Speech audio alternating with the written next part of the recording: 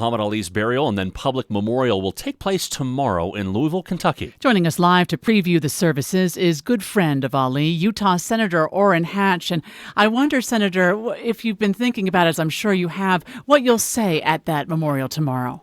Well, I have been thinking about it. He was such a good friend, and I really loved knowing him, and from meeting him to becoming one of his good friends, and it was a lot of fun. But I've been thinking about talking about just some of the experiences we had together, and how much I care for him, and what a great person he was, and what a great fighter he was. He was an institution in and of himself.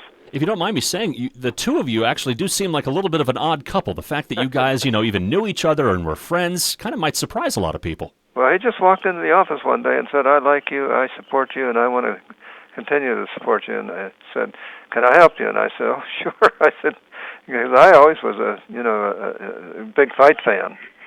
Now, President Clinton will be speaking tomorrow, and Billy Crystal also. So there's no pressure on you to be funny. I'm not going to try and be funny, I don't think, but my remarks will be very short. They'll be somewhere between 3 and 5 minutes, which is what they would like us to do. But I think that you can count on President Clinton being much longer. Billy Crystal probably longer too, but that's fine. What do you think, Senator, it was about Muhammad Ali that relates to so many people? Well, not only was he a tremendous fighter, I mean, he was, I think, the greatest fighter I've ever seen, and that includes Sugar Ray Robinson, who I really had great admiration for, and Gene Fulmer. But he was one of the greatest fighters ever. But the greatest thing about him was that he loved people.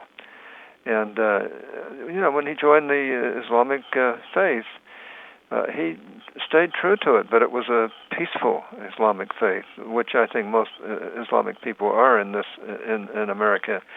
But he really lived his faith and was very good to his family, and he was just a person who would appear for anybody to help with any kind of charitable thing.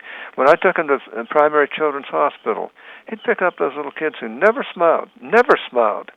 And they would immediately, when he'd start talking to them close to their face, they'd immediately break into a big smile. And the nurses were just flabbergasted because they couldn't get these little hurt kids to smile, but Muhammad Ali could.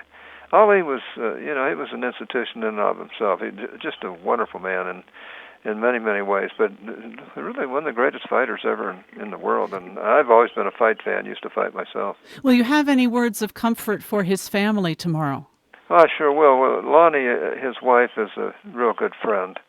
In fact, right after he died, she called me and said, "You have to speak at his funeral." I said, "Well, I'd be honored to do so if I can." So fortunately, I think I'll be able to. Have to get up really early tomorrow morning and fly into Kentucky, and then hopefully find a way to get back to Utah, because I have a grandson getting married this weekend. And but I've got to say that Lonnie Ali was so loyal to him, and what a wonderful wife she's been. And the family's a great family. His kids are great kids. I mean, he was a truly great man. There's no question about it. We know that your schedule is busy today, and we appreciate you taking a few minutes with us, Senator. Well, glad to do it. I appreciate what you guys do. And just know that I'll speak very highly of this person, because I knew him probably as well as anybody. And I loved the guy. He was just a wonderful man, and I'm going to miss him. Utah Senator Orrin Hatch with us on the KSL In Depth at 15 and 45.